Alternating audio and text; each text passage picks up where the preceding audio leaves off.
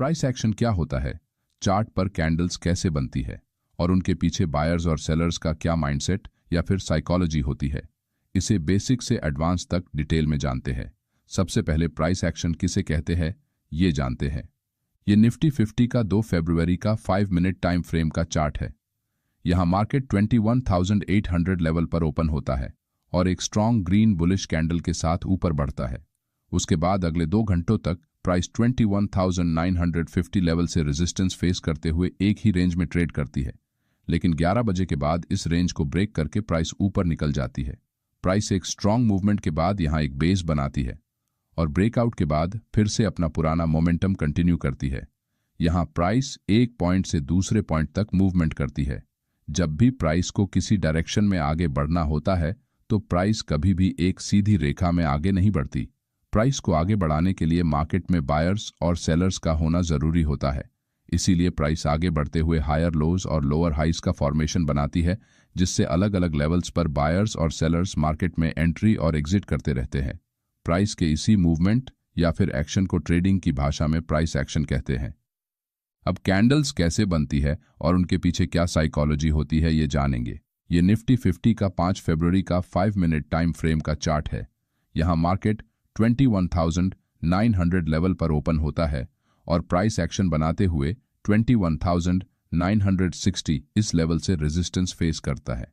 अगर आप चार्ट को ध्यानपूर्वक देखेंगे तो यहां प्राइस 21,950 से लेकर 21,960 इस लेवल से बार बार रेजिस्टेंस फेस कर रही है। इसका मतलब जब भी प्राइस इस एरिया में आती है, सेलर फिर से फ्रेश सेलिंग स्टार्ट करते हैं और प्राइस को नीचे पुश करते हैं।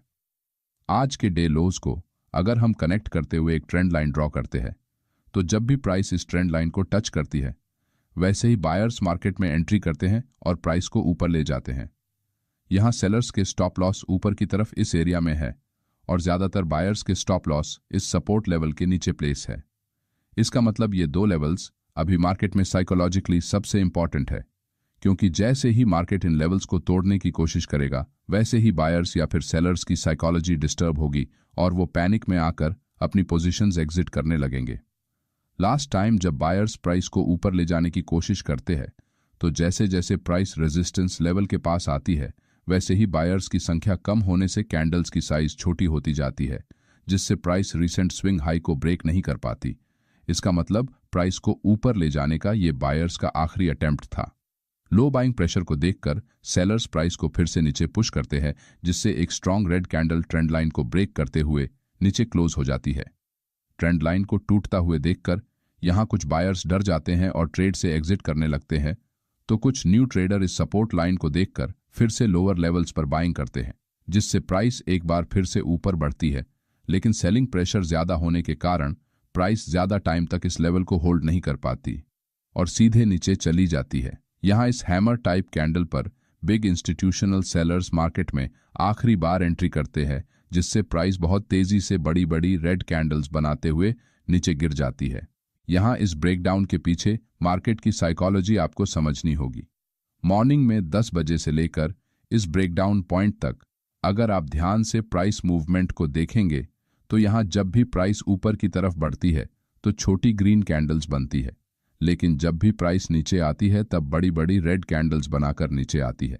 इसका मतलब मार्केट में सेलर्स बायर्स के मुकाबले एक्टिवली सेलिंग कर रहे हैं और वो प्राइस को रेजिस्टेंस लेवल के नीचे रखने में ज्यादा इंटरेस्टेड है। कोई भी बिग इंस्टीट्यूशनल सेलर्स अपने सेल ऑर्डर्स किसी एक लेवल पर एक ही वक्त नहीं लगा सकते, क्योंकि वो बहुत बड़ी क्वांटिटी में ट्रेड करते हैं। इसलिए उन्हें अपने सेलिंग ऑर्डर्स को एग्जीक्यूट करने के लिए मार्केट में लिक्विडिटी चाहिए होती है। इसी वजह से मार्केट में लिक्विडिटी बनाने के लिए प्राइस को बार बार ऊपर की तरफ पुश किया जाता है, जिससे ज्यादा से ज्यादा रिटेल ट्रेडर रेजिस्टेंस ब्रेकआउट के उम्मीद में बाइंग करते हैं और इन बिग इंस्टीट्यूशनल सेलर्स के सेल ऑर्डर धीरे धीरे एग्जीक्यूट होते हैं। जैसे ही रिटेल ट्रेडर्स का बाइंग इंटरेस्ट कम होता है, वैसे ही ये बड़े सेलर्स ऊपर से सेलिंग स्टार्ट करते हैं और प्राइस को गिरा देते हैं। मार्केट में ऑपरेटर्स द्वारा जानबूझकर प्राइस को बार बार इस रेजिस्टेंस लेवल के पास लाया गया है और वो चाहते हैं कि रिटेल ट्रेडर्स को ऐसा लगे कि अभी इस रेजिस्टेंस का ब्रेकआउट जरूर होने वाला है, जिससे कुछ रिटेल ट्रेडर इम्पेशेंट होकर लालच में आते हैं और लेवल के ब्रेकआउट के पहले ही अपनी ट्रेड एंट्रीज करना चालू कर देते हैं, क्योंकि उन्हें लगता है कि अगर हम यहाँ एंट्री नहीं करेंगे तो ये ट्रेड अपॉर्चुनिटी उनके हाथ से निकल जाएगी। जो ट्रेडर इस जोन में एंट्री करते हैं उनके मन में फियर ऑफ मिसिंग आउट, इसका मतलब फोमो की भावना उत्पन्न होती है और वो इस माइंडसेट को कंट्रोल नहीं कर पाते हैं। इसी तरह बड़े ट्रेडर्स रिटेल ट्रेडर्स के माइंडसेट से खेलते हैं और उन्हें लालच दिखाकर अपने जाल में फंसा लेते हैं।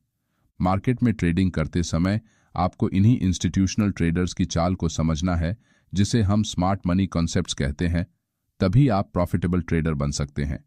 इस चार्ट में बने प्राइस एक्शन को देखकर आपको कुछ इंपॉर्टेंट पॉइंट्स हमेशा ध्यान में रखने होंगे। फर्स्ट पॉइंट, जब भी मार्केट एक कंसोलिडेशन जोन में ट्रेड करता है या फिर एक रेंज में ट्रेड करता है, उस समय रेंज के ब्रेकआउट से पहले ट्रेड एंट्री नहीं करनी चाहिए। सेकंड पॉइंट, आपको क्या लगता है इससे ज्यादा चार्ट पर क्या दिखता है, इस बेसिस पर ट्रेड एंट्री करनी चाहिए। थर्ड पॉइंट, किसी भी एक अकेले कैंडल को देखकर ट्रेंड के ऑपोजिट ट्रेड एंट्री ना करें। यहां इस अकेले ग्रीन बुलिश कैंडल को देखकर अगर आप लॉन्ग ट्रेड लेने की कोशिश करते हैं तो आपका लॉस होने के चांसेस ज्यादा है। फोर्थ पॉइंट, जब भी किसी trend line, support and resistance in जैसे किसी इंपॉर्टेंट साइकोलॉजिकल लेवल का ब्रेक होता है, तो जब तक एक स्ट्रांग ब्रेकआउट कैंडल से उस लेवल का ब्रेक नहीं होता है और चार्ट पर कंटिन्यूएशन कैंडल नहीं बनती, तब तक अपने पूरी क्वांटिटी से ट्रेड एंट्री नहीं करनी चाहिए। फिफ्थ पॉइंट, मार्केट में प्राइस एक्शन का एनालिसिस करते हुए कुछ कैंडल्स को देखकर बाय और सेल का डिसीजन नहीं करना चाहिए। कोई भी डिसीजन लेने से पहले मार्केट का ओवरऑल मेजर ट्रेंड क्या है ये देखना बहुत जरूरी है, तभी आप सही ट्रेड एंट्री कर सकेंगे। अगर आपको हमारा ये वीडियो अच्छा लगा तो वीडियो को लाइक और चैनल को सब्सक्राइब जरूर करें। धन्यवाद।